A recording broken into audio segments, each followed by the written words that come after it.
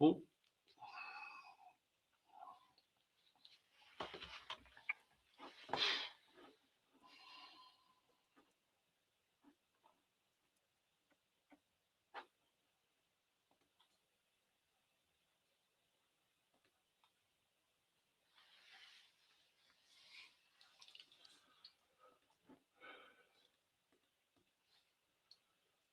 The viewers are building up. We will start in a minute, guys. Just bear with us.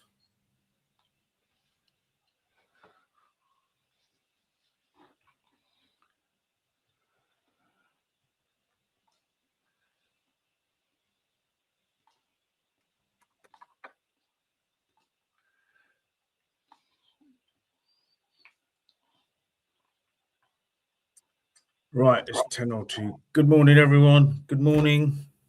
It is 25th of December, 2025. We were here 25th December, 2024, also at the same time.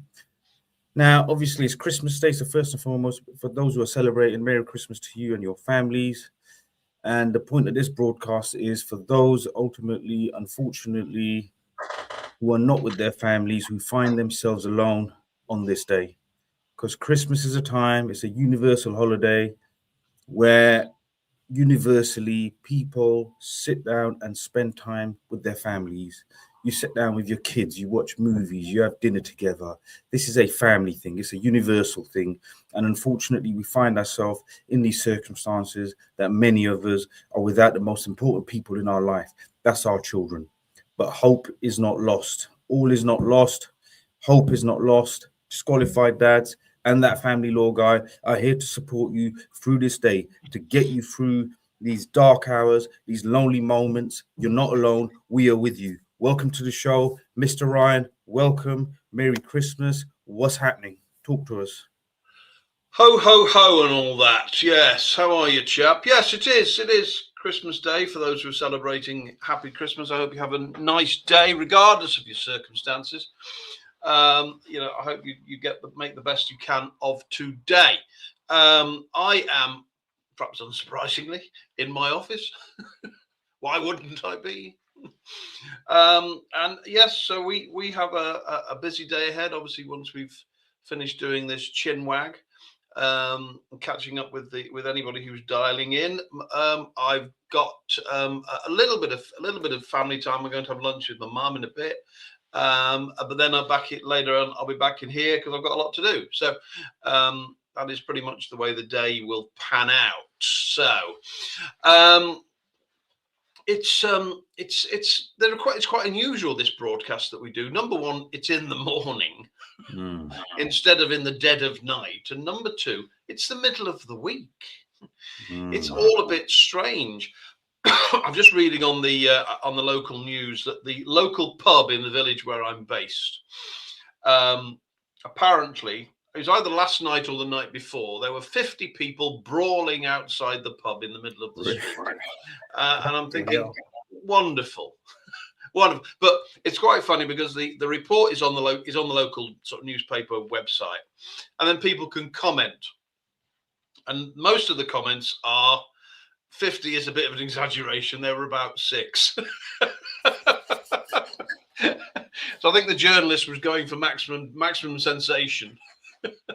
Yeah, I mean, it's the old people in the village. It's a bit like, in like Fools and Horses when was it Uncle Albert gets beat up by that geezer and he says, oh, he got jumped and mugged, and every time they speak to him there was 2 guys, there's 4 guys. By the time he ends up, there's like 10 guys together. And there's this old Indian film like where there's a classic line where he says, how many men were they? Like this guy gets beaten, but he goes, the classic line was, how many men were they? And the other guy's like, well, there was loads, like, there's 10, 15 guys. It's that exaggeration, isn't it? Bloody hell. It is. So, yes, so as I say, so obviously I now feel unsafe in the village now because, obviously if they're brawling in the streets, goodness me, what else are they capable of? Next, they'll be pushing in the queue in the post office. Bandit country. I told you, bandit country out there. It is. It's unsafe. It's unsafe out here. It's like the Wild West out here in the Central Midlands, like the Wild West. But there we go. Such is life. Such is life. So yes, so it is. It's Christmas morning, and the benefit of Christmas, because we are in this country that we are in, is that most people, or that's not fair, a sizable number of people get the day off.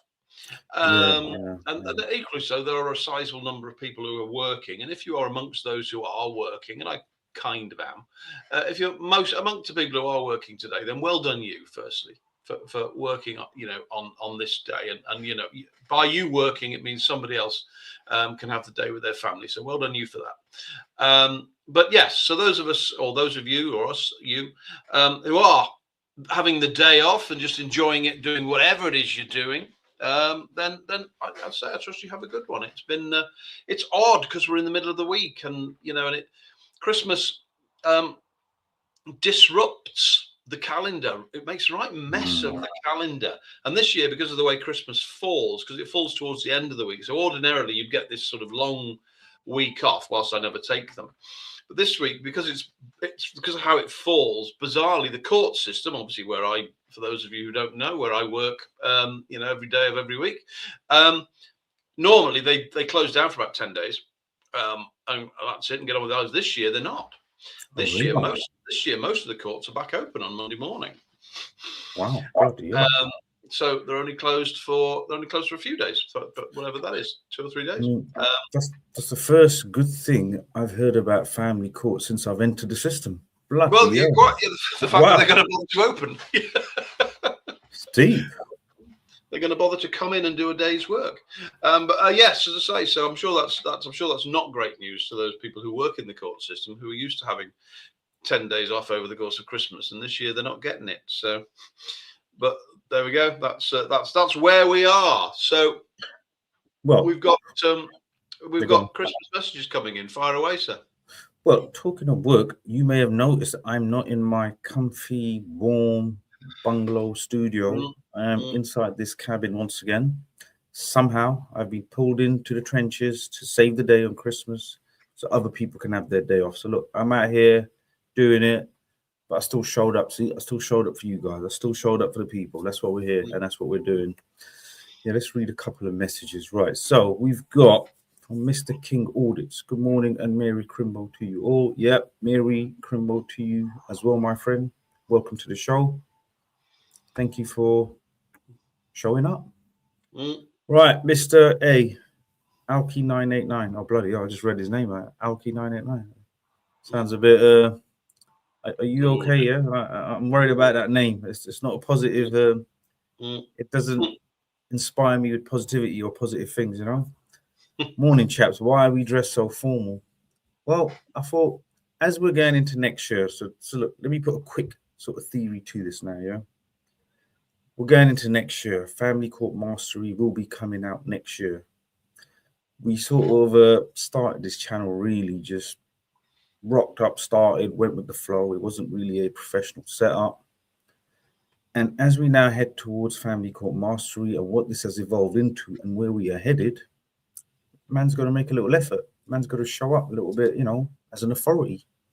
We are now authorities in this space. Mr. Ryan was an authority in this space long ago, but I am also now an authority in this space, so I have to show up.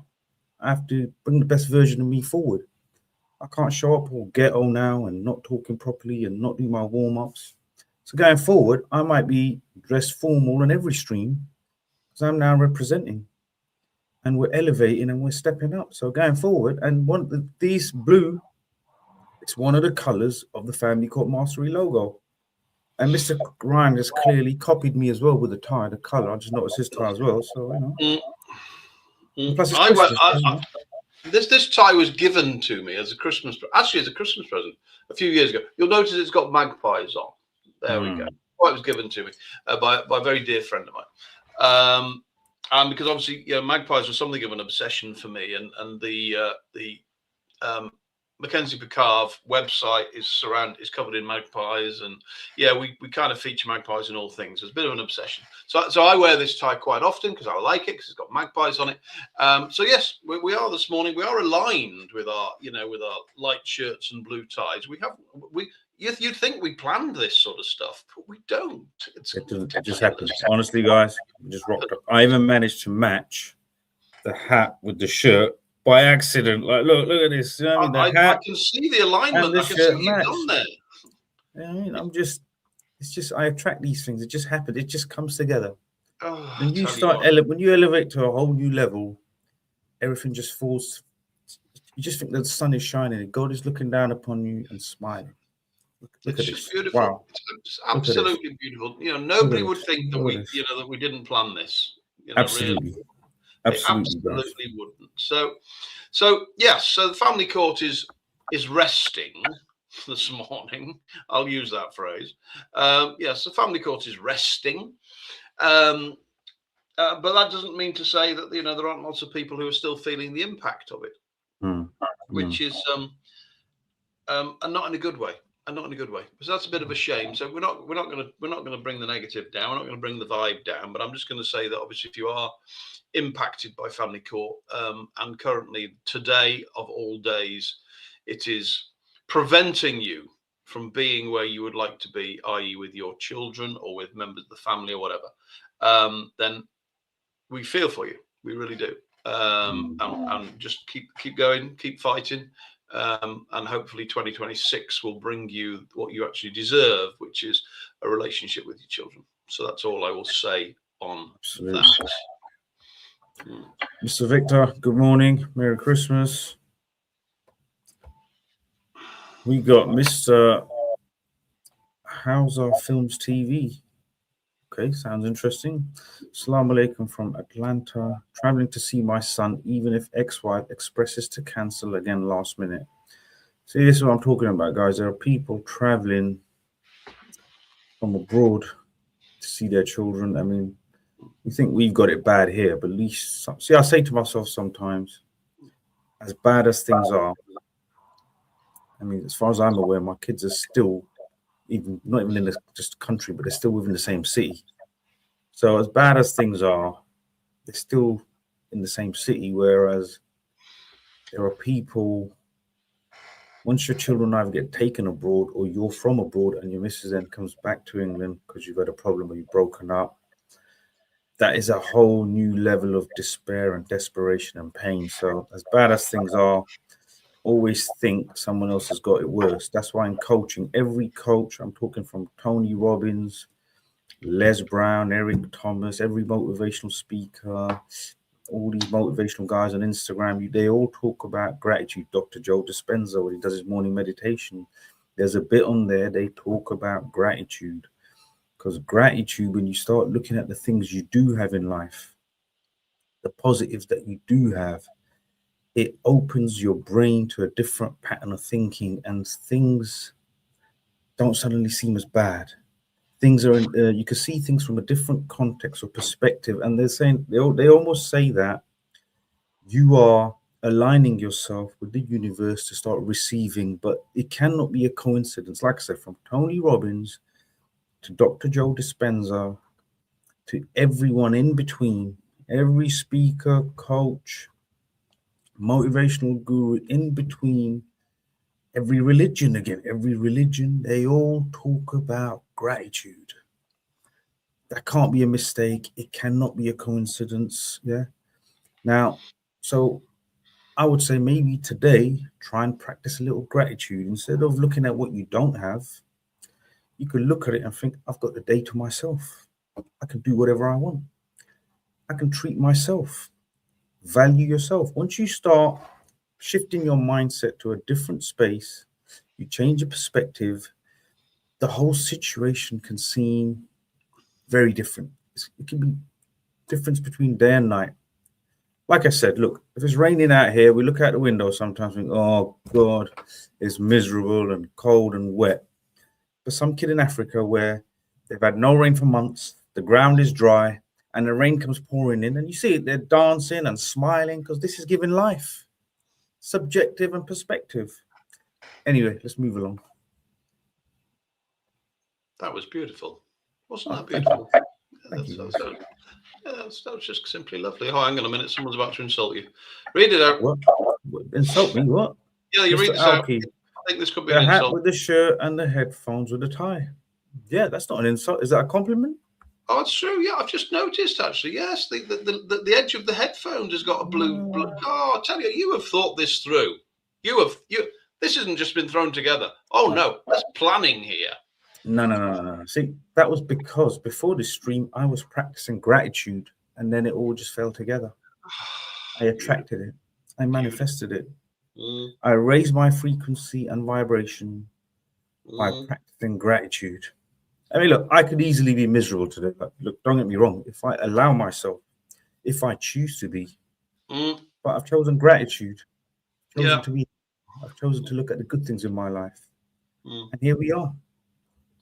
I want to ask you something, yeah, because now that you've also mentioned it about these, what's them birds called again? Magpies. Yeah, magpies. Because I remember the Mackenzie pickup, the original logos and the website.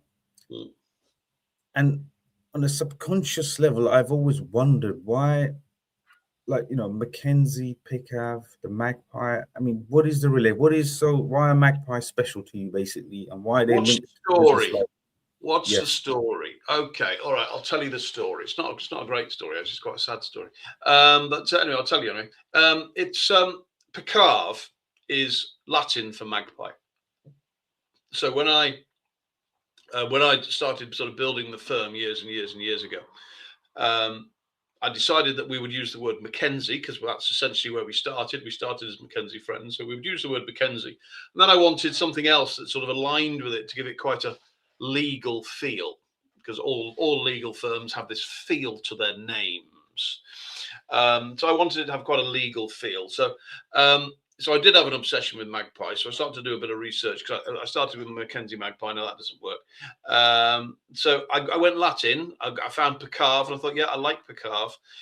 So we came up with Mackenzie Picave. So that's that. I'll tell you why in a minute.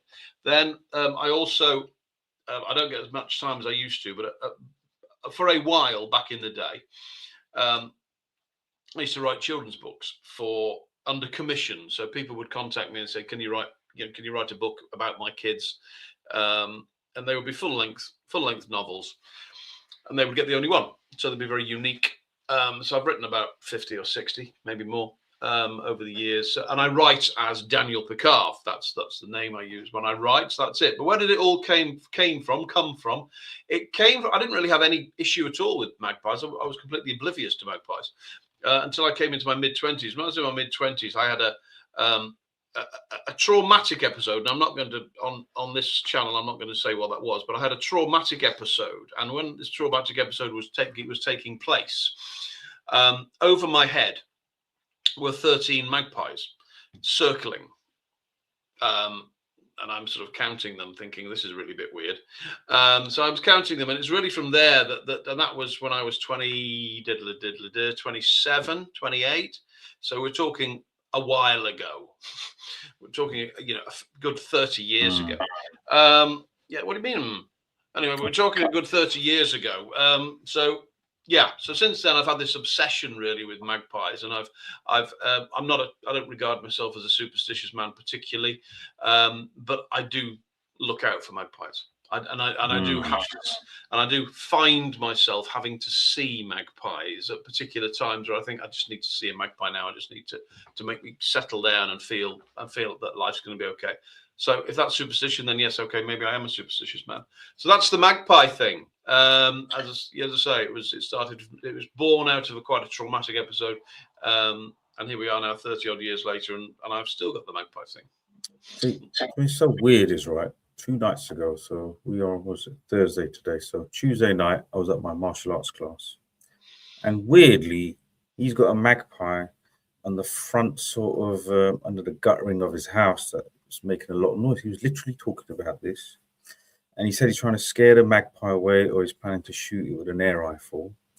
He goes, apparently, no, but the thing is, he said he's not done that because apparently, he goes, magpies or was it crows? He goes, they recognize negative people or negative associations or someone that's troubled them, and they pass that on to their offspring. Apparently, they pass that on to that hate, and that crow's baby or offspring will also be attacking. Like he reckons, I don't know where he got this myth from, but he was having a serious conversation about. I was semi-listening.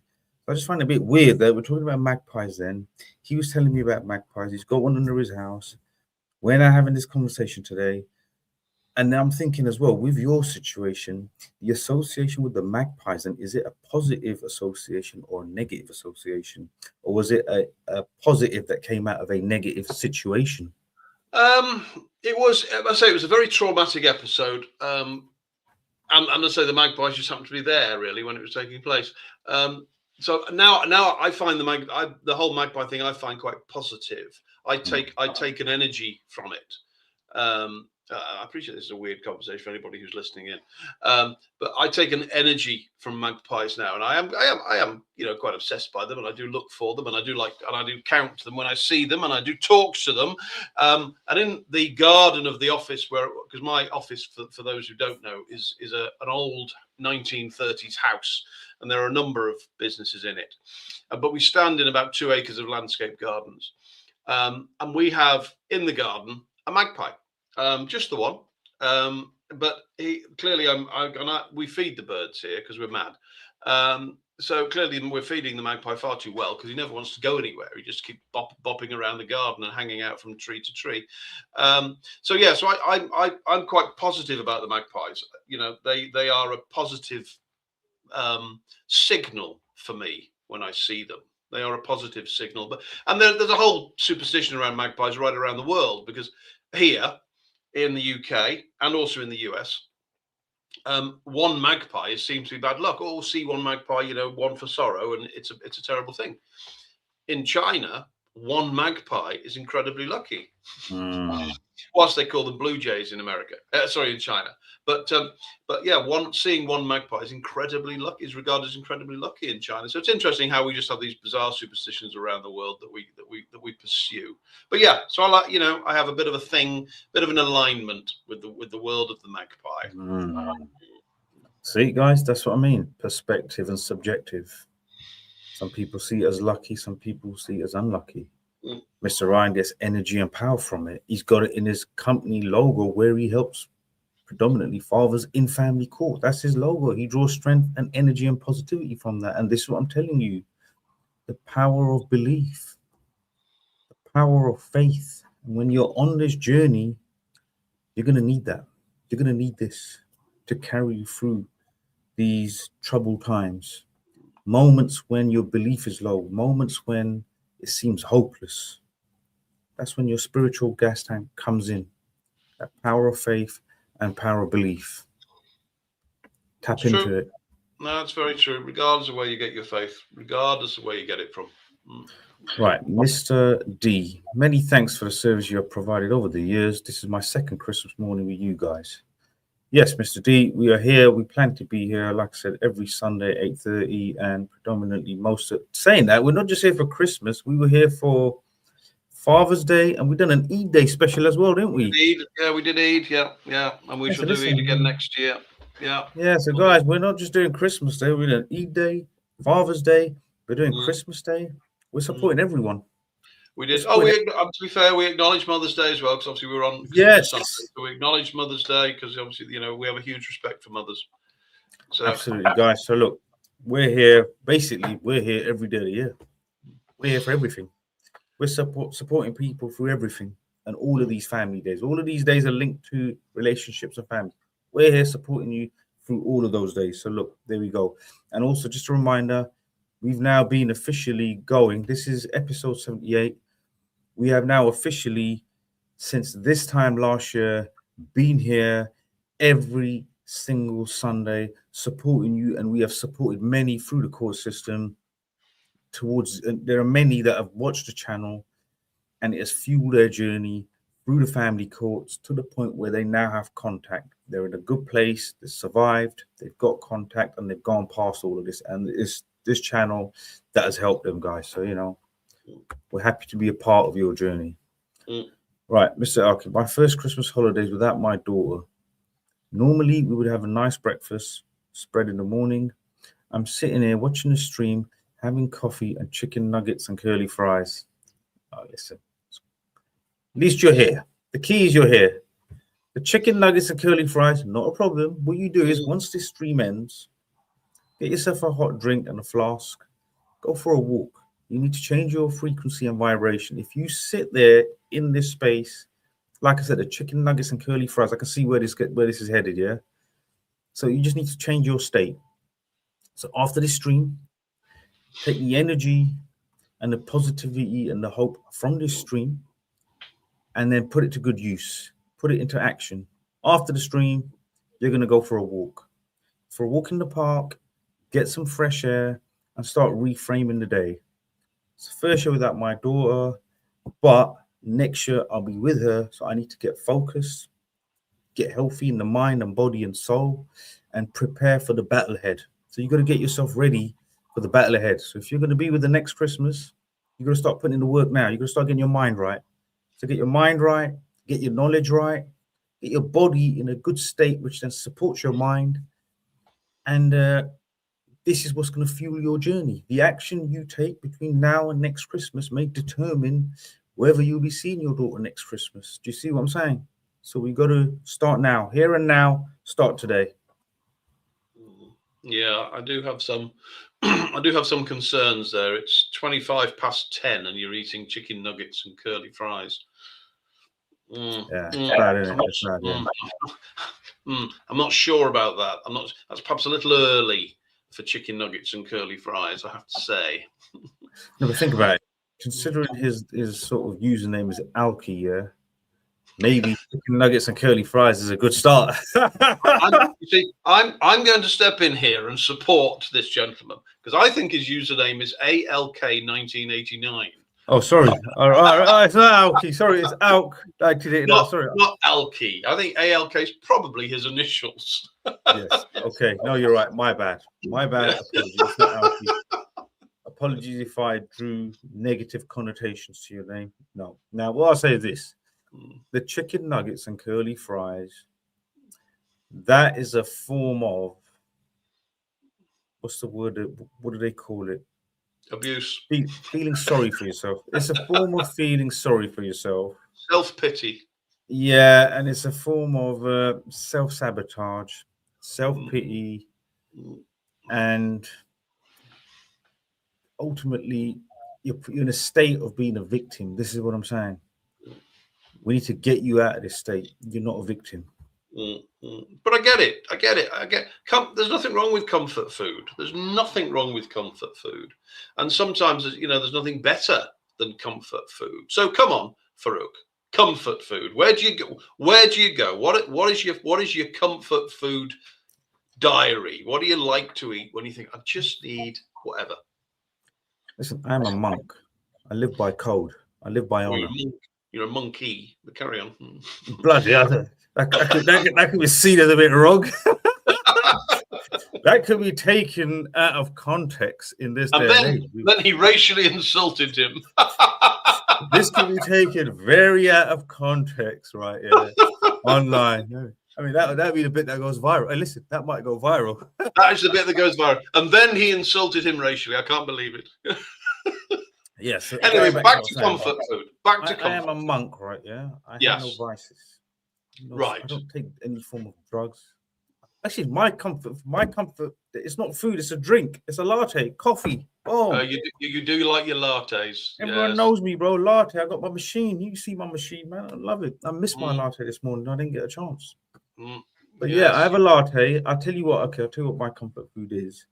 It's the occasional fried wings and chips. You get the old flat wings from the old chicken shop. Okay. Occasionally, yeah. Occasionally, you can't beat a greasy sort of fried chicken or fried wings and chips. Occasionally a bit a good quality. You got to go to the Turkish doner, not the random doner shop. You got to go to the Turkish doner, the good quality doner. They cut it with the machine.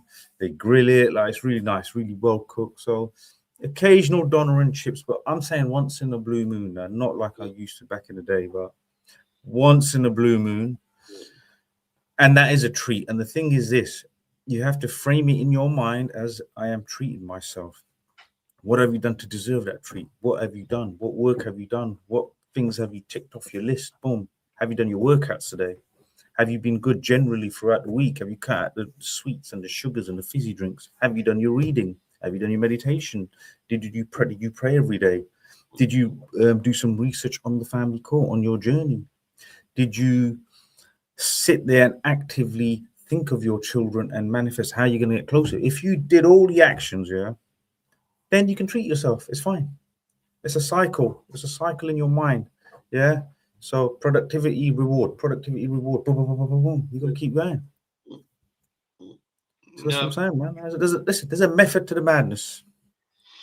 Method to the madness. This was no accident.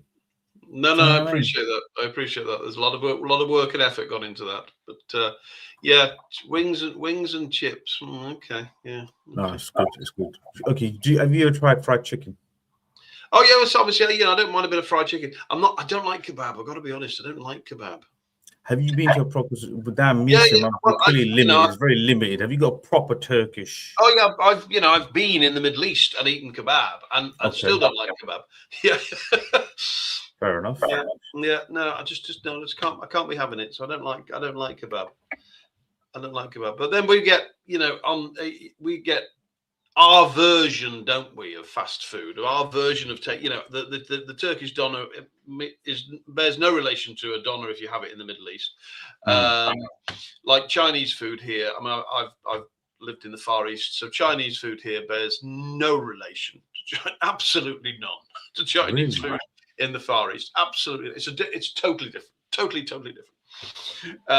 McDonald's here. I hate McDonald's in the UK. I think it's foul stuff. McDonald's in the US is really nice, but McDonald's here doesn't travel well, so that's the problem. That is the problem. We have versions of other people's cuisine. That's a fair point. And on that note, Mr. Mr. A. Let's go back to Mr. A. Let's go back to A. Yeah. If I start trying to put words together, it falls apart. Just stick with the letters. Mr. A. I guess I'm having doner and chips for dinner tonight. No, you've had chicken nuggets. I just say you've already had chicken nuggets and curly fries. Yeah. No. Was it him? Was it Mr. Al? It was. It was. Yes. He's already had chicken nuggets and curly fries. Now he's talking about having doner and chips for tea. No. Listen, you can't do it. Listen, Mr. Alk, you cannot do it. You've had fries and chicken nuggets. I need you to snap out of this. Yeah. Junk food is okay if you're fueling the fire with it, but you're not. I just think this is a easy to go, self-sabotage, comfort food. And instead of looking for comfort, I want you to go to the pain. I want you to now get to work. This is what I'm saying. I want you to embrace the pain and the fire. So you're going to go for a walk after this. Damn, doner and chips. I fancy a bit of doner and chips now, actually. Listen, I fancy a takeaway now. That's a dreadful idea, but I might have it myself. In Atomic Habits, right, in that book, it categorically says it's the cue, the craving, then the action, and then you feel bad. That right there was the cue. He's triggered the cue. We've now got the craving. You don't even like doner, and you've got the craving. Yeah, that is, and you're absolutely. That is very poignant. That's exactly it. It is. The cue, the craving, and then you have it, and then you feel bad. You're absolutely right. You're absolutely right. On coaching terms, so that cue and the craving and that scenario or a place, you've anchored that state in. So sometimes, for example, when you have a tea, suddenly you feel like having a biscuit, which you never wanted before. That's how you break habits. That's a great book, Atomic Habits, guys. Go and read that. You know what, Mr. Alk, I'm giving you that mission. Get the book, Atomic Habits. Go and read that book. That's a great book, man. Honestly, quality book. I'm going to read that again next year. No, read it. Good idea. Read it again. But you're absolutely right. And we're all guilty of that. We've all done it. We all think, oh, I just fancy. And then you just build it in. You convince yourself that suddenly that's it now. I can't survive now without having Chinese or curry or doner or whatever it might be. And then when you've had it, and I'm terrible because it's not often, but very occasionally there's a Chinese restaurant or Chinese takeaway near where I live. And very occasionally I'll be driving past late at night on my way back from somewhere, and I think, oh, I just fancy Chinese. And every time's the same. I stop, I buy it, I eat it, and I think that was really disappointing. What did I do that for? It was all in the mind, see? Yes, exactly. The craving was in the mind, see? And I've rewired my mind. See, none of these things affect me because I've now got the knowledge and I've implemented it and I've rewired my brain. I can live like a monk and I'm happy. It's cool. Beautiful. Beautiful work. You know what I mean? There's levels to this, guys. I didn't just come here by chance. It wasn't an accident. There was a lot of work that's been put in to get here and understand these things. Yeah. Right, Mr. D, I had an idea for one of your episodes to interview an adult who didn't have her father in her life whilst growing up and understand how that affected her. I actually know a guy who got in touch with me, young chap in his 20s up north. I don't know if I hooked you up with him or not, but he grew up without his father. And when he reunited with his father made the effort, but it was very difficult because the father had PTSD. Every time he met the boy, now suddenly it's a grown man with him. He had the PTSD of what it was like when he was small and the problems with getting the access, and then that hindered him bonding with this adult man. But I told this boy, just keep chipping away. You don't know what he's going through. You don't know the suffering that he went through. Like, I get it from your end, you suffered, but to suffer like that as an adult and be helpless and know that this is happening, it's even worse. So I need to reach out to him again, see how that relationship is going. But going into next year, I'm going to get my studio at home properly polished up. So it'll be a proper, like a podcast studio, because I've not done any proper one-on-one interviews or in person, because I just want to get the background, everything like properly right. Also, Mr. Ryan's polishing up all his tech and his studio, his end as well. And then we're going to be interviewing guys. We might even do it like collaboratively. We'll interview people that's gone through the court system, how they survive. So it's not just me and Mr. Ryan talking. These are people who have walked the path, children who have grown up without parents, and all aspects of this we're going to be covering. We'll be interviewing people directly and getting more information and knowledge out there. But yes, it's a great idea. And also on another note, I know another chap, guys. I mean, there are a few horror stories. His father, I don't know if I told you about this, Mr. Ryan, 30-year-old chap. His father recently passed away this year. He hadn't seen his father for many years, and I think they lost contact at his early teens, between 11 and 14 somewhere. You know, dad got slung out. That's it.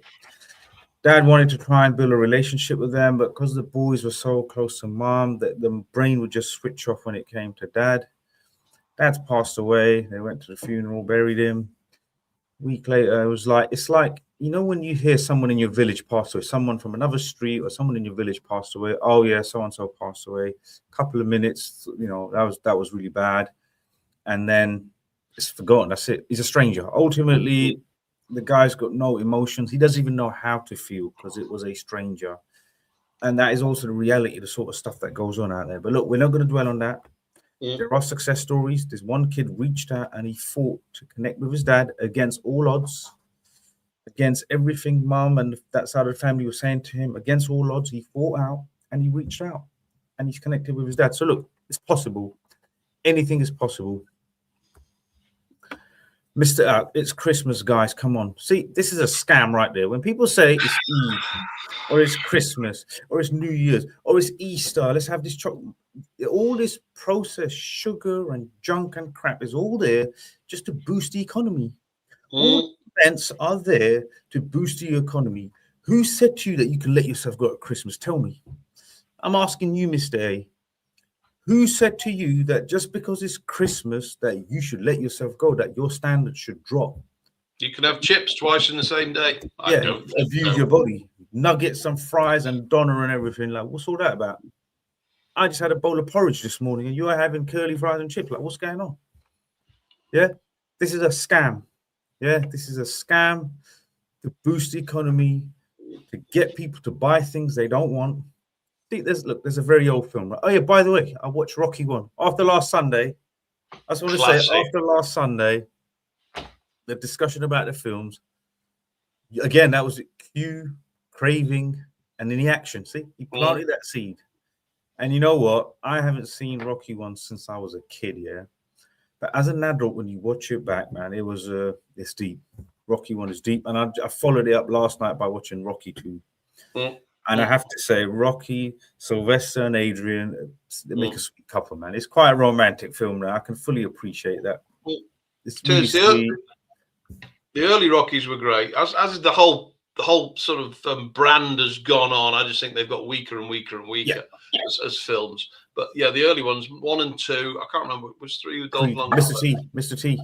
Rocky Oh, Film, there Mr. we go. T. But yeah, the early ones were fantastic. The first, they can't beat the first one, And the thing that impresses me about the first one is the backstory, is the fact that obviously Sly Stallone wrote it, and the sacrifices he went through to get that film made.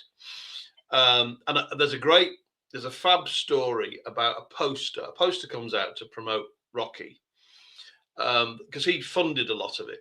To get his career going, and fair play to him for that. That's a commitment. And a poster comes out, and in the poster, and I can't remember which way around it is, so I'll just pick it out. In the poster, it's him in the ring, and he's wearing red shorts with a white stripe down the side. But in the film, he was wearing white shorts with a red stripe down the side.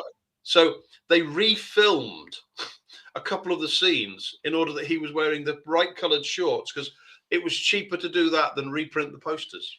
I remember, and he says in that scene, he was looking at the poster because he's there the night before the fight. He's saying that the shorts are the other way around. He mentions that, so I remember that scene categorically. And not just that, Rocky 1, the way he produced it is because of the way he was as an actor, how he came across. He wrote the film to suit his style of speech and acting. I mean, some skill right there, man. Done a few acting classes. It is, you are brave. You are brave when you write your first script and you insist, as he did, I am playing the lead. There's nobody else.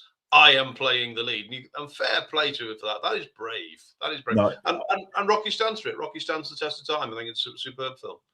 And that's the spirit we need, guys. When you're going for family court, you are the Rocky of your movie. I mean, there's a quote by Bob Proctor that it's a very famous quote now. I say famous, but it's a very powerful quote. He says, most people are extras in their own movie of life. Yeah, absolutely. You have to take the main stage, guys. You have to step up. You've got to take the lead. You've got to take the lead in your story. Yeah, absolutely. And when you enter the system, you enter family court, that trauma and shock enters your body and mind, guys. It forces you to step up. If you can't be in the background, you can't be an extra, you can't hide in the shadows. You're forced to step up to the front and take lead and take charge, take center stage, because you're going to have to be the hero for your children, for yourself firstly, and then for your children. So I think Rocky, very powerful message, man, very powerful story. And on that note, I'm watching Rocky 3 tonight. And look, Mr. Al, right? We got more from Mr. Al, yes, all right. So from Mr. Zubair Matadar, right? This guy I know, he's my guy. This is my guy, legend. Zoobs, what's happening, bro? He's from your neck of the woods. He's from up north. He's from further deep up north. Deep north, deep north, proper bandit country. But he's my guy. He's my guy up north. He's my guy in Bolton. Shout out, respect to you. Say hi to your family, hi to mum, dad, everyone, brothers and sisters, everyone, right? So he's saying to Mr. Alk, basically, dar chawal all day, bro. So he's saying have rice and curry sort of thing all day. Yeah. Oh, is that what that is? Okay. Typical Gujarati Indian dish. Yeah, that's what he's saying, right? It's not a bad idea. I think it's more healthy than curly fries and nuggets, definitely. But the rice, there's a lot of carbs, guys. This is the problem with the Asian community. The chapatis, the rotis, and the rice. It's a lot of carbs. That's the problem. Let's cut down on those carbs a little bit, yeah. I'm treating myself. Okay. Right, check this. This now gets worse. Yeah? So, Mr. Al again, for some reason, because it's Christmas or it's Easter or it's Eid or New Year or whatever, you can just let go of your personal standards. No problem. He then follows it up with to Mr. Zubair. I'm having that tomorrow at my mum's. So, Mr. Al, Mr. A is potentially not even celebrating Christmas. So, why are you treating yourself? You don't even celebrate Christmas. This is what I'm saying. I love it. The guy doesn't even believe in Christmas. He doesn't even celebrate Christmas. But you see this? This is what I'm talking about. It's programming and conditioning from the environment. I don't believe in this. I'm not following this, but I'm going to treat myself because it's this day. I don't believe in it or follow it, but this is the action that I'm going to follow and do. This is what I'm talking about. This is worse than I thought.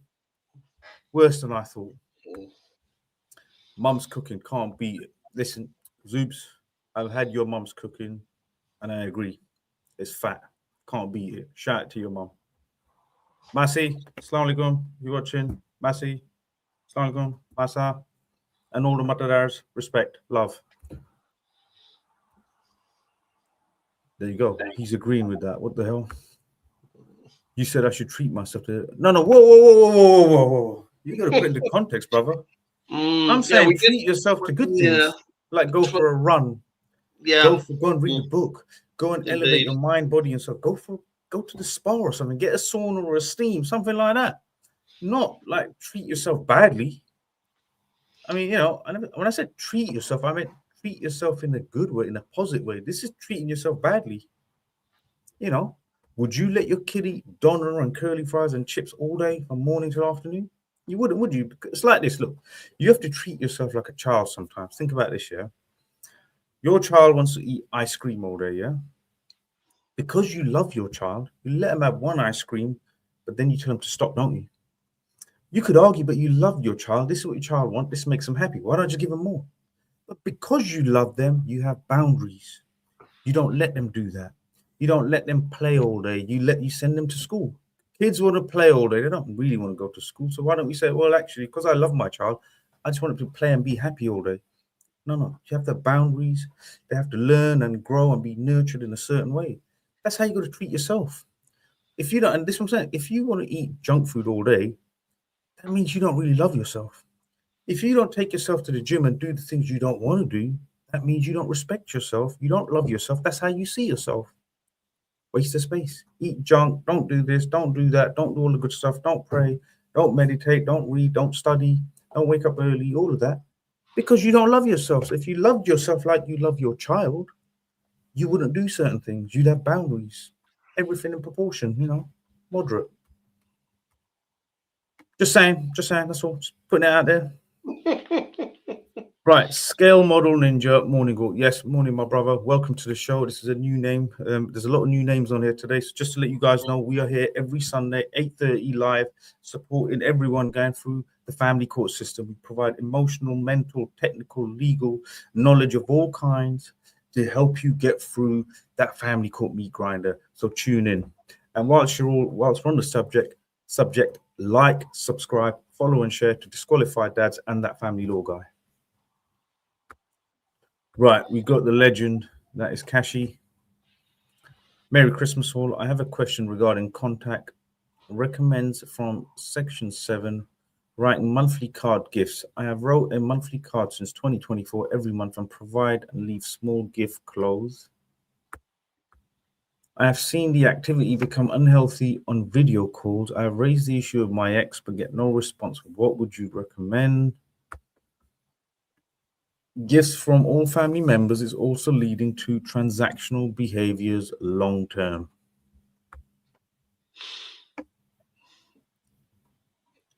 Right. Okay. So, two things I'm going to say there. One, I'm going to say, Kashi, give me a ring tomorrow. And we'll have a chat. I'm in the office, so give me a bell. Second thing I'm going to say is it's awfully difficult, regardless of how far apart you are from your children when you're doing video calls. It is awfully difficult, or you're writing to them. It is awfully difficult to try and manage their response, because the downside that you have is that you're not there. Consequently, you're not inputting to them 24 hours a day, 7 days a week, and coloring their view. And one of the things that saddens me about remote contact, be that letters that you're sending or be that video calls that you're getting once a week or once a fortnight or whatever, is 15 minutes, half an hour in that child's life. But unfortunately, there are 168 hours in a week, which means all of those other hours are being occupied with somebody else who is coloring the landscape for those children. And so it becomes very difficult. And the reality is, when you speak to an ex and say, look, I just think the calls are becoming quite negative, the children are not receptive as they used to be, blah, blah, blah, they couldn't care less. The reality is, what they want you out. The calls are an inconvenience to them. So the sooner they end, the better. So it's very difficult. But as I say, give us a call tomorrow, Cash. I'm in the office all day. Give us a shout when you're ready, and we'll have a chat. Yeah, Kashi, I just want to reiterate, look, control the controllables. You can only control what you do, what you think, what you say, how you present yourself. That is the only thing you can control. So focus on that. The more you focus on what you can't control, the more bleak and depressing the situation looks. And if there's nothing you can do about that, just focus on what you can do and focus on the positives. Don't worry about what the mother does or how mother is coloring their views. You just present your best self and try and take positivity from those moments of conversation that you do have in the video calls. Just hold on to the positives, hold on to their little smiles or the little laughter that you share or the little conversation that you do have. Hold on to these things and focus on that. That's what you need to do. Control the controllables. There you go. Love you, bro. Message from up north. There you go. Respect, bro. Love you too, man. Love you too. You're my dog. You're my Holmes. Love you. So right, you look tired, man. You're struggling. Do you want to lay down? I am. You want to lay down now? You're struggling. I had a bro. very late night. Well, I actually didn't have a very late night. I had a very early morning. I was still in the office at 1 o'clock this morning doing stuff. Back in again about 4:30. So yeah, it's busy at the moment. So yeah, that's tough. That's tough. I mean, I was up watching Rocky till 1, and then I was. There you go. I was up at 5. I was up at 5. Listen, that was part of my work. I just want you to know, watching Rocky 1 wasn't pleasure. I wasn't doing it for fun. Right. It was educational. It's part of my learning, coaching. I was looking for inspiration. It was educational. And it was you who suggested I watch Rocky. I thought that was your instruction. It was. I asked some advice last week regarding family court on the stream for myself, and your suggestion was go and watch Rocky. I'm just following instruction. Yes, I didn't enjoy it. It is a motivational film. Motivational film, Rocky. There was no fun involved. I just want to get that clarified. Yeah, no fun involved. Yeah. What you've got to do now is you've got to take the Rocky theme, just put it in your mind, and when you need to push on, just play the theme in your mind. It drives you. Yeah, I know. Really 100%. Love it. Classic.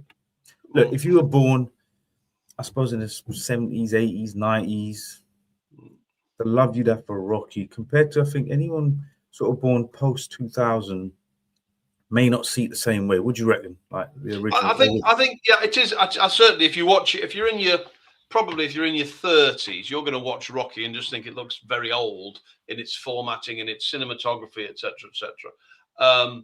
But it was of its time. But I think it has lasted quite well, and it's stood the test of time quite well because the story's excellent.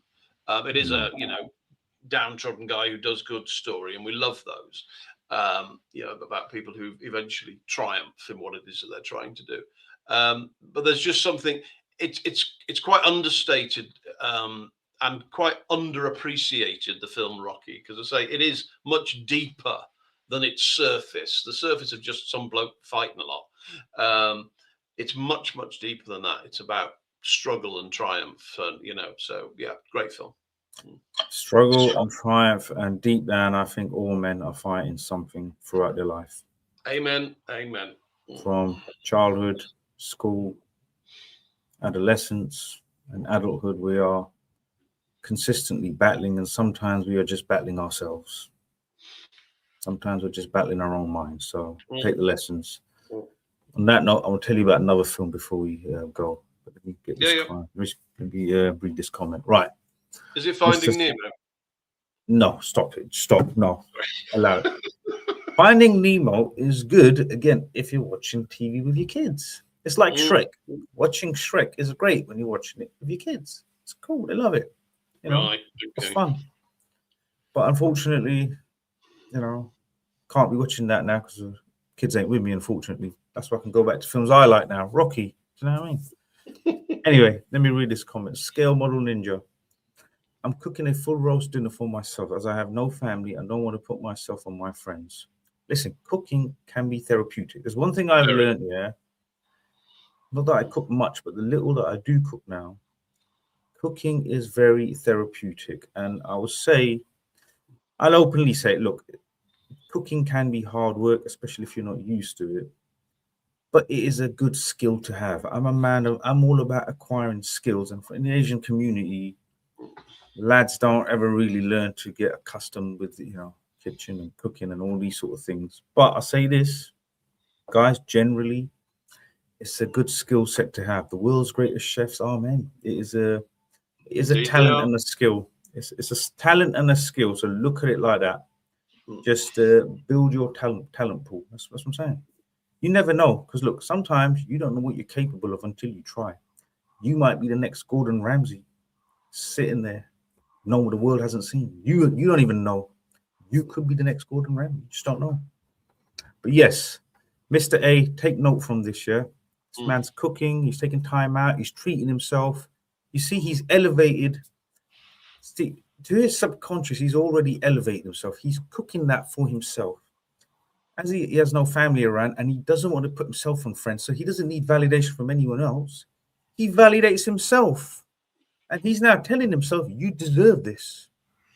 So you got to understand, guys, look, for women, yeah, there's a lot of these nail parlors and hair salons and all. It's like for women, it's a regular weekly thing. They go out, shopping, outfits, do your nails or pedicures or whatever it is they do, yeah. But it's a well-known thing, and they come back feeling great because they believe they're worthy, they're deserving, they do it.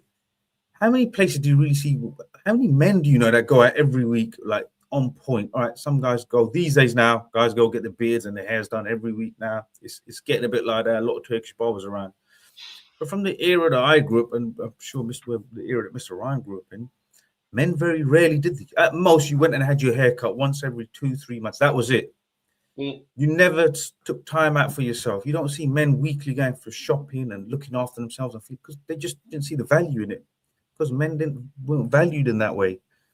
So just like that, you need to value yourself before the world can respect you, before the world can treat you, before the world elevates you. You have to elevate yourself through your own actions and behaviors. You have to start treating yourself like that.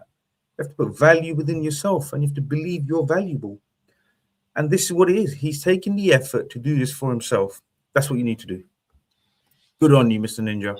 Yeah, no, really good effort to inspire yourself to do that. Push on. I like it. Right. I got a 1 hour vid call with my boys yesterday where they opened their presents and she won't allow me a 10-minute call to say happy Christmas today. Don't worry, man. Take the wins. Put the losses. You've lost a round. You got one round and you lost one round. Don't worry. You saw them open their presents. It's all good. Thank you. Move on. Today's your day. Take time out for yourself. Yeah. And just so you know, I've had a lot of those in the last 10 days. A lot of guys who obviously aren't with the children who've, asked for brief video calls or brief phone calls on Christmas Day and been denied. And I'm going to say there's no other way to put this. The reason they do that is just pure spite. There's no other reason for doing it. It's not in the best interest of the children that they don't get to speak to their dad on Christmas Day and say hello and tell him about, how excited they are about their Christmas Day. It's pure spite. It's all right. Take over for a sec. Yeah.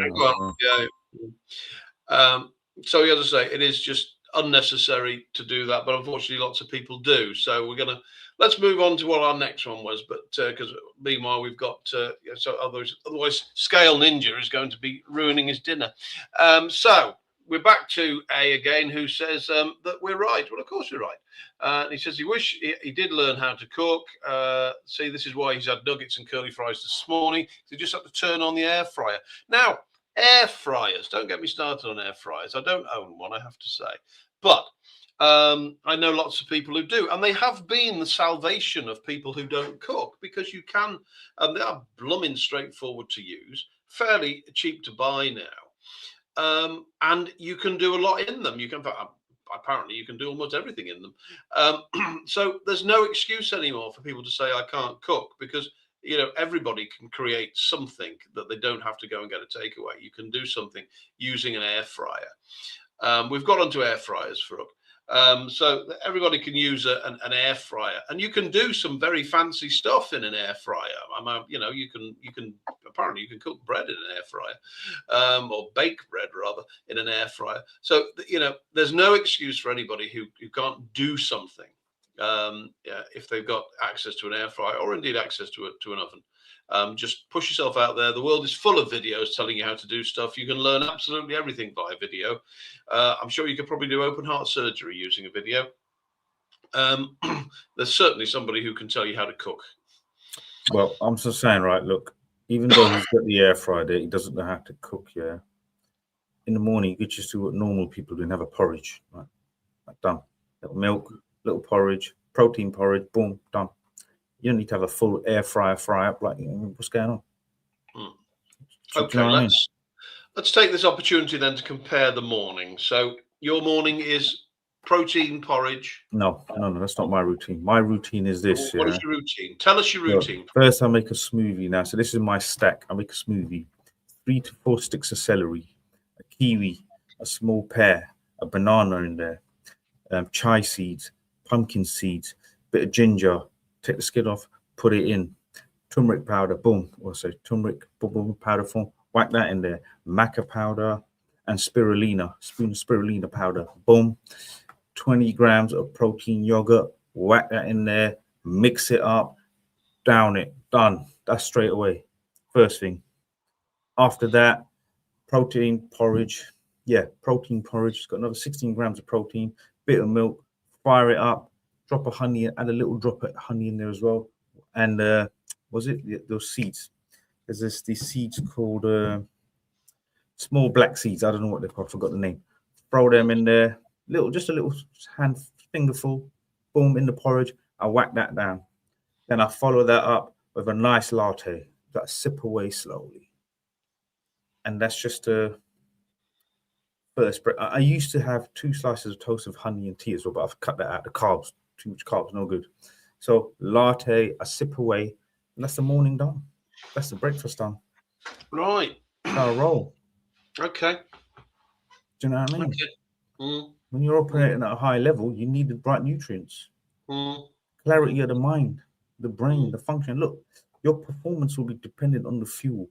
Your performance on the day will be dependent on the state of mind and the clarity of your brain. Your creativity depends on the clarity of your brain. So you got to fuel the machine properly to get the action. You with me? Success is no accident, guys. All those successful rich people that you see, the CEOs, the top producers, influencers, whatever they are, people in top shape, they live. You got to understand, someone that you deem as successful in whichever way, you got to look at them and think, what's the difference between you and them? What are they doing that you're not doing? Successful people, they live on purpose. It's not done by accident, bro. There's a system and a process.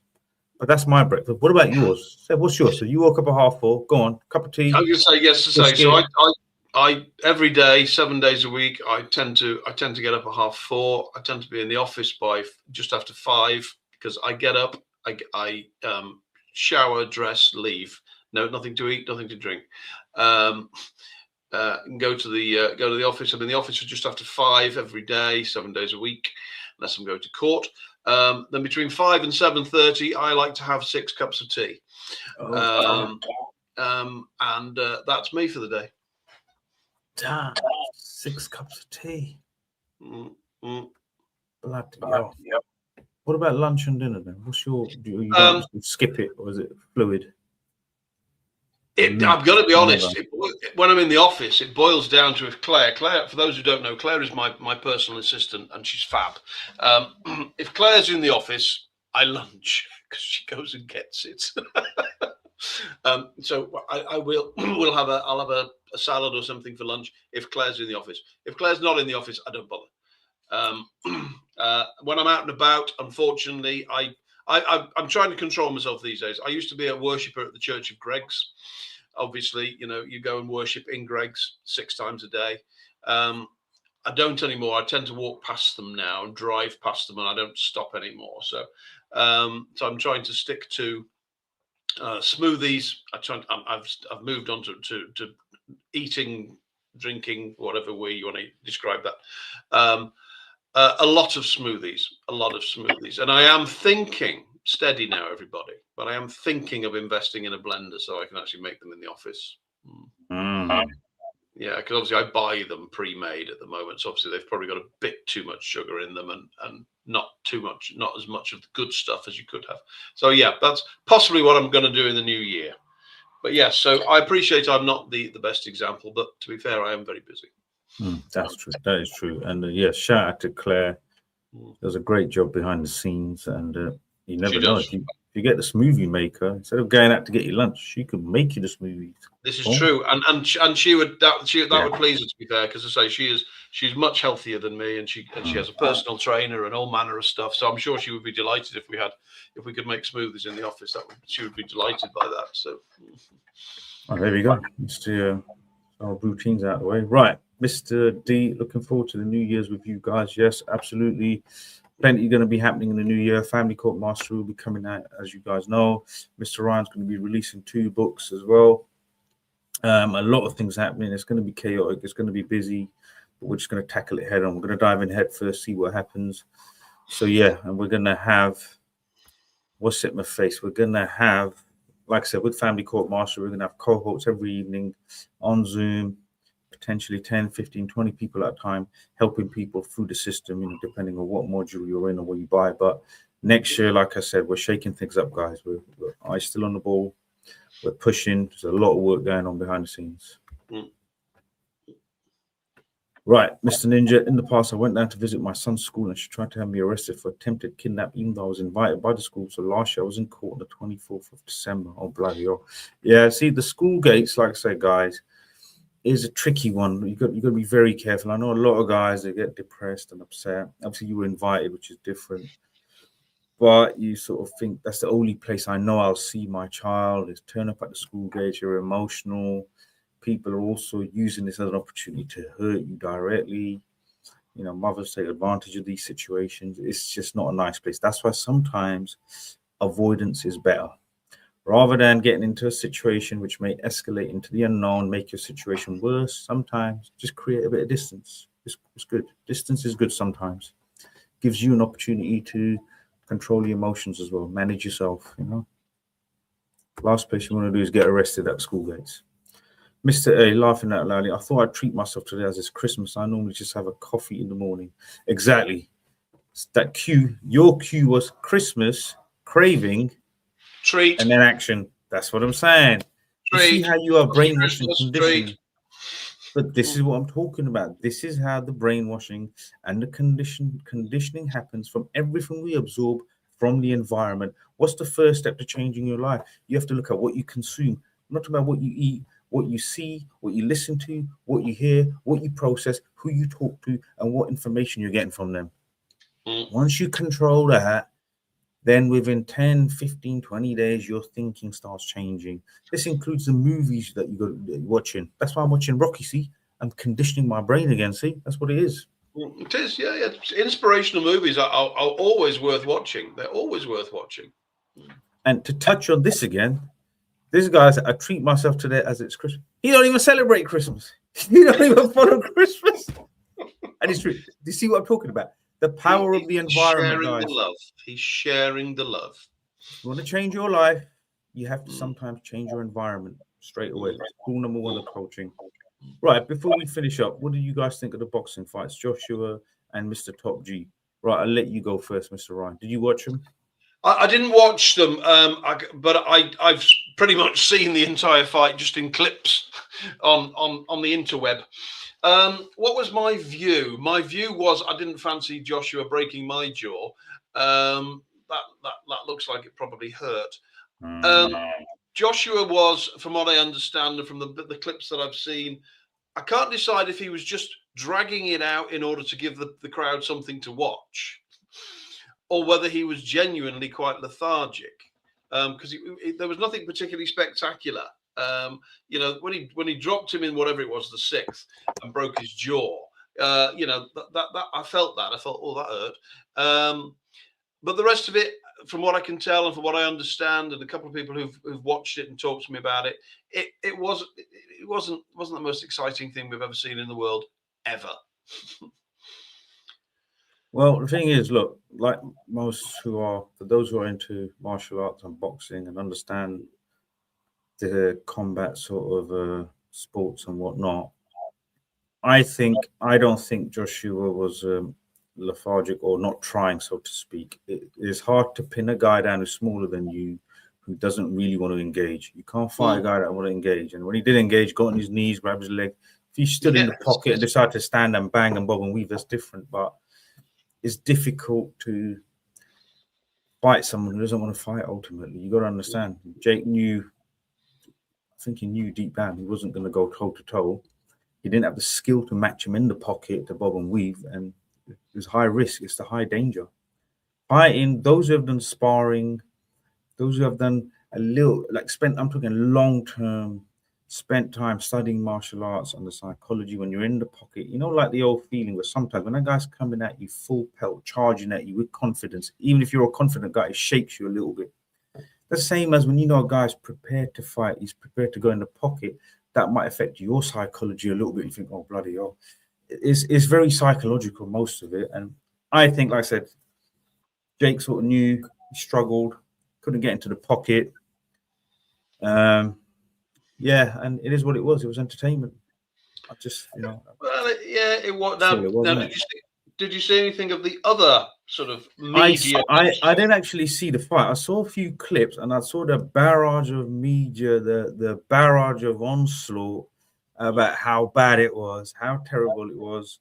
And the top G, unfortunately, well, I say depends how you want to look at it. He got humbled. Sometimes, like I said, when you're being out the ring, and the problem with that fight was this: what they're saying is the other guy had no real fighting experience. He's a complete novice.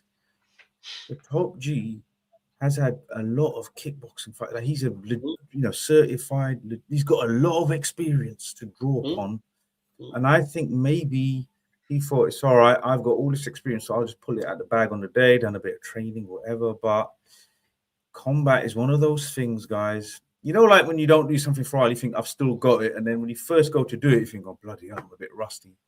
It might be one of those moments, but listen, when you get into combat, bro, it reveals who you are. He got humbled straight up, and the way the top G's been carrying on, especially from where he was to who he's become, and like I said, he's attacking brown people. Brown people seem to be, Pakistanis and Indians seem to be on his list of attack these days now. So he's gone from a motivational gym, do your best, all of this, blah, blah, blah, that sort of guy, to sort of far right, attacking Muslims and Indians and Pakistanis. So for me, like I said, martial arts philosophy, what Bruce Lee said, take the good, take what works, leave the bad. I live by martial arts code. I told you, I'm a monk. That's how I live by. Take the good, take the positives, leave the bad. Did I watch it? I don't watch none of that misfit stuff, other than the Jake Paul and the AJ stuff. That was a big one, but the general misfit stuff, I don't watch too much of it personally. It is entertainment.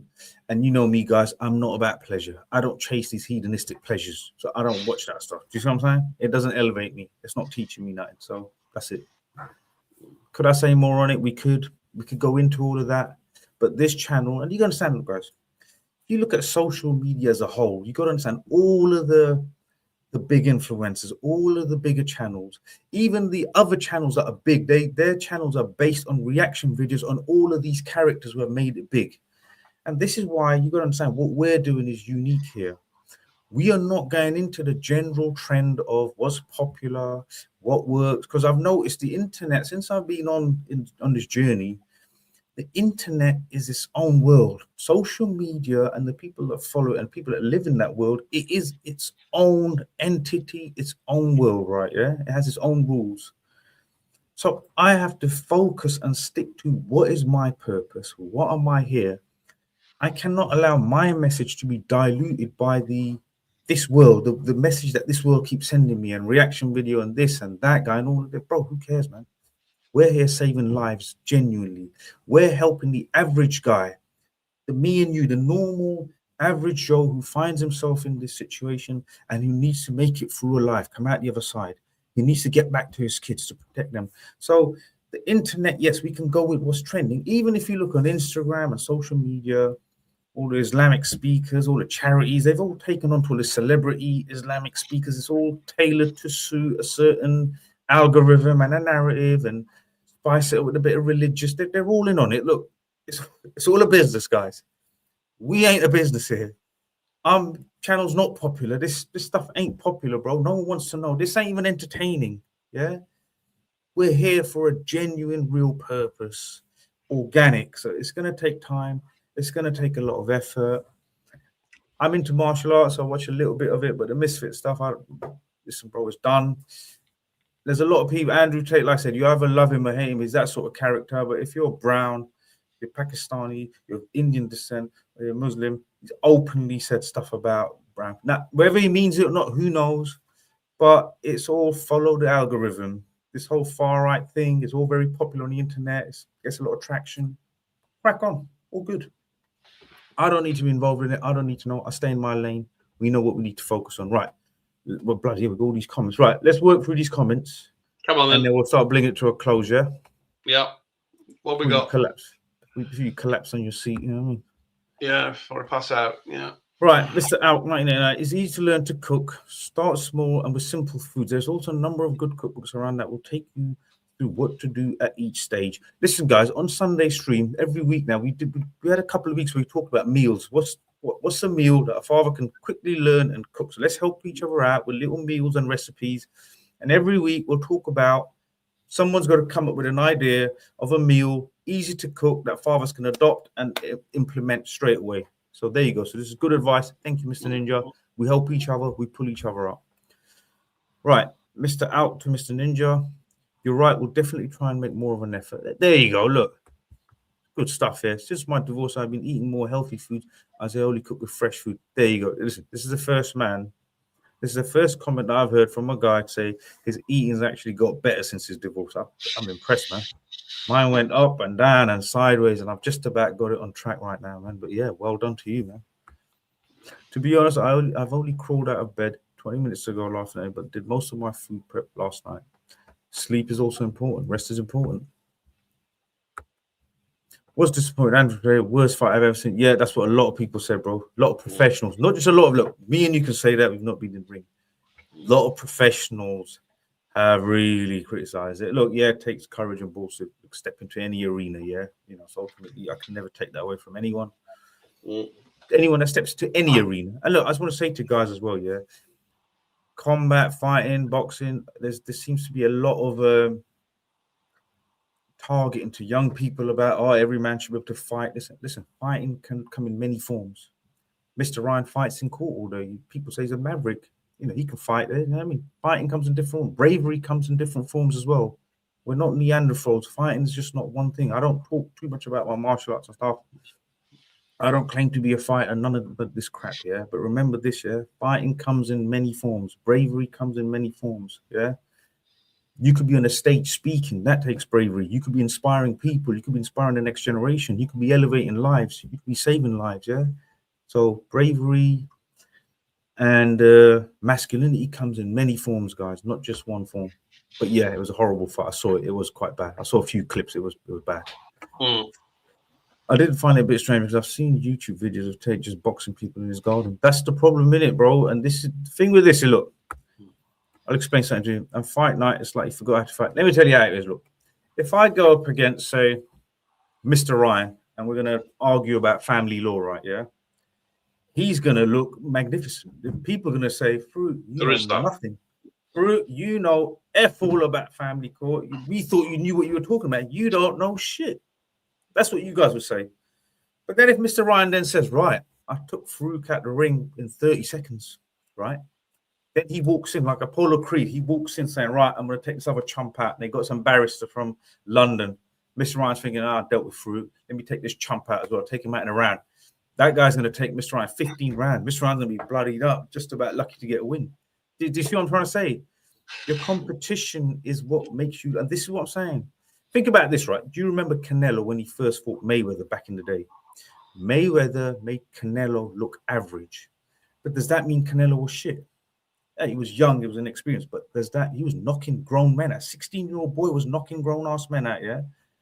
Now, when someone makes you look average, doesn't mean you're shit. It's a level of competition. When Ali fought Frazier, why do you think Ali fought Frazier 3 times?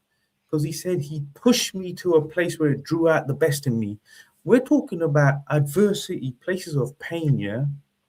But he needed that adversary to push him to greatness, to get those inches of greatness from within himself that you couldn't normally go yourself. This man pushed him to get to that place. And this is what I'm saying, guys. Your family court journey could push you to places where there may be parts of you that could get unlocked that you've never seen. Greatness within you that has not come to the surface the surface, potential within you that's laying dormant, but it's this trauma and pain that might push you to do things you wouldn't normally do. And this is what we're talking about, guys. The battle, the fight, what we are going through is no less than what these guys go through in the ring. The turmoil and trauma and the pain we endure is no less than anyone else. And we're still here. We're battling. We're surviving. We're all a lot stronger than we know and what we think we are. And we're all capable of a lot more than what we think we're capable of. So take these lessons, guys. Know that you're capable of greatness. You're capable of becoming a superhero. And you are the lead actor in your film, in your story, in your life. And you'll do whatever it takes to now continue forward and bring your best self out in 2026.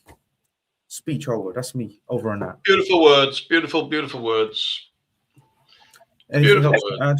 Anything to conclude on, Mr. Ryan? Not in the world of fighting. It was what it was. I suppose the upside is that, you know, Auntie Joshua, whether he thinks people were disappointed or not, he's got tens of millions of pounds in his bank account now. 70 plus so, you know, so I can't imagine he's that bothered. and he walked away without a scratch. But all that being said, if there are any misfits watching, yeah, as much as what I've said about fighting, and listen, this movement needs money. So if I need to go fight a couple of these guys, listen, I can do a 6-week training camp. You've seen the PT videos. I can do an 8-week training camp. Listen, I can get hit in the face. I was hit in the face 3-4 times last night on Tuesday night. My face was all, lips are cut up, teeth were bleeding, everything, yeah? I can take a few shots. I can take a few broken. Listen, my soul has been broken. What does it matter? My jaw or arm or face or eye socket is broken. It's all good. Give me the money. I'll take the money. I can do a lot of good with that money. So if there's any misfits watching, you want to bring me on for a good cause, to bring awareness to the fathers and the parents and the families who have been separated from their loved ones. This is a good cause. This is a real cause, not a degenerate cause like these misfits do, but you can bring this good cause to your channel. Invite me on for a fight. I'll fight anyone. I don't care. I just need the exposure, this movement, these men, the men that have died along this journey, the men that haven't made it, the children that have separated, they all need exposure. So yeah, bring me on. I'll take a few shots and I'm happy to throw a few for the cause. I, by contrast, am far too beautiful to be taking shots. Yeah, debatable. But, all right, look, we need you in the courtroom. We need you in the courtroom. We can't have you going in with a black eye and a funny nose and a wrapped up arms. Yeah. Yes. Right, let's close it down. So, folks, it is Christmas Day 2025. And I appreciate the fact that some of you might be feeling the pressure of that, the stress from that, the loneliness from that. But fear not, it's one day. Tomorrow it's over, and we just crack on with our lives and keep pushing, keep chasing, keep looking for for where it is you're trying to get to, and identifying the steps that are going to get you there. Whatever you're doing today, I hope you have a good one. I hope you can find some peace, find some happiness if you can. And tomorrow will be another day. Yes, guys, I've got nothing more to add. I think I've said enough. Had a bit of a laugh. It's been a good day. Guys. Thank you all for attending. Like, subscribe, follow, and share. I'll read out his last couple of comments. Mr. Ryan can be the cut man. Yeah, listen, you can be the corner. Mackenzie Pickup on the back on the row. Yes, right. You can be my cut man. There you go. Perfect. That's Wonderful. what we are. We are your men in the corner when you're in family court. That's what we do. That is what we do. Right. Merry Christmas. All need to go to in-laws with a pot of biryani. Yes, Zubair, do that. Very important. Spend time with the in-laws. You've got good in-laws. You've got good family around you. Spend time with them. And yes, say hi to all your kids from me. Tell them this is obviously their uncle. Tell them who I am. Tell them what I'm about. Love you all, guys. Yeah, I've got nothing to add, guys. Like, subscribe, follow, and share. And we will be live this Sunday, as per usual, at 8:30. Thank you very much. Merry Christmas. Assalamu alaikum. Over and out. Merry Christmas.